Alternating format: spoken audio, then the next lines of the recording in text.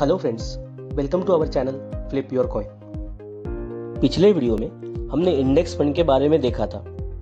आज का हमारा टॉपिक है होम लोन को इंटरेस्ट फ्री कैसे करें और इसे अचीव करने में हमें इंडेक्स फंड या कोई भी म्यूचुअल फंड कैसे हेल्प कर सकते हैं, ये हम कैलकुलेशन के साथ समझने की कोशिश करेंगे।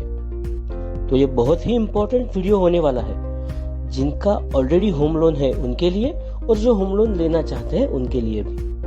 इस वीडियो को एंड तक जरूर देखें ताकि आप कुछ भी मिस ना करें।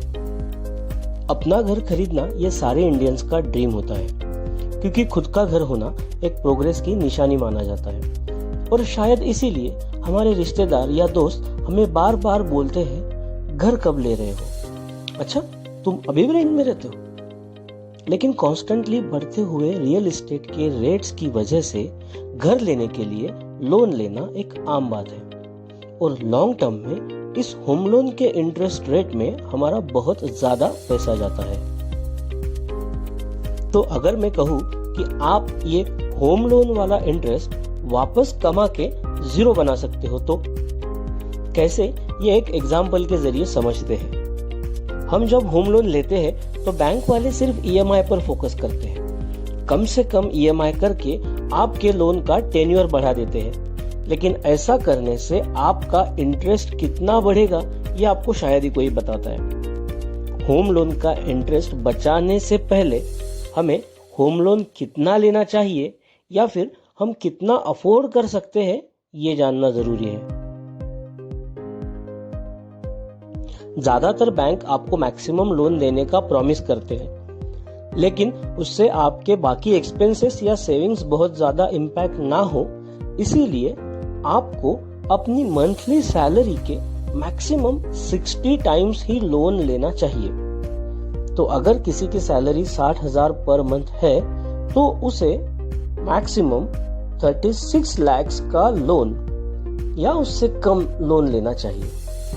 तो ये एक सिंपल कैलकुलेशन हुआ आपको आपकी होम लोन एलिजिबिलिटी डिसाइड करने के लिए।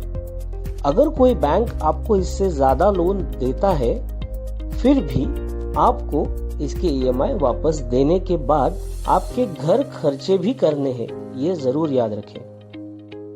तो अब इंटरेस्ट की बात करते हैं। अगर चुलबुल पांडे की मंथली सैलरी 60,000 है और घर लेने के लिए वो 35 लाख का लोन 20 साल के लिए लेता है तो 8.5% इंटरेस्ट रेट के हिसाब से उसकी मंथली ईएमआई होगी 30,000 के आसपास और इन 20 सालों में वो बैंक को 37 लाख के ऊपर इंटरेस्ट देगा। 35 जो लिए है वो तो देगा ही, लेकिन उसके ऊपर 37 लाख का इंटरेस्ट भी देगा। तो इसे कैसे रिकवर करें? अब आप और हम माल्या और मोदी नहीं कि बैंक हमें फोकट में लोन देगी या फिर लोन माफ कर देगी, तो हमें इस इंटरेस्ट को कमाना होगा। पिछले वीडियो में हमने देखा था कि इंडेक्स फंड का एवरेज रिटर्न पिछले 10 सालों में 13% के ऊपर है। तो इसी रिटर्न को अज्यूम करते हुए हमें होम लोन के साथ एक एसआईपी करनी है होम लोन के सिर्फ 0.1%। मतलब चुलबुल के केस में अगर वो 35 लाख के साथ उसका 0.1% यानी 3,500 रुपए की मंथली एसआईपी 20 सालों के लिए करता है तो 13% एनुअल रिटर्न के हिसाब से 20 साल बाद उसके पोर्टफोलियो में 40 लाख के ऊपर अमाउंट जमा हो जाएगी। इसमें से इन्वेस्टेड अमाउंट होगी 8,40,000 और बाकी होगी उसकी कमाई। तो फंडा सिंपल है, जितना लोन लिया है उसके सिर्फ 0.1% की एसआईपी निकालिए। आपने जितना इंटरेस्ट बैंक को दिया है उतना आपका रिकवर हो जाएगा। लेकिन हाँ, शुरू में ईएमआई का ऑलरेडी बढ़ा हुआ खर्चा उसके ऊपर एसआईपी भी करना, ये शायद बहुत लोगों को मुश्किल हो सकता है।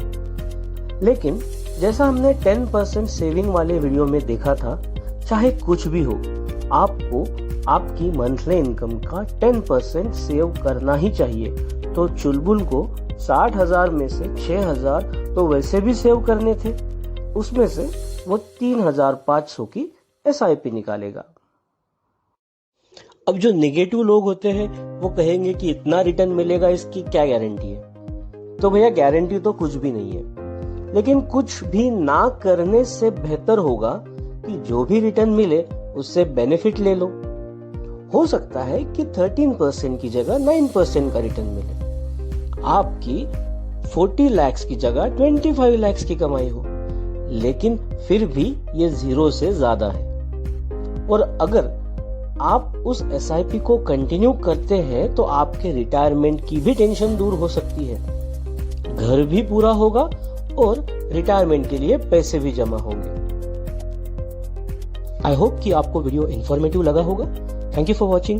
Keep saving and make sure to flip the coin of your destiny in your favor.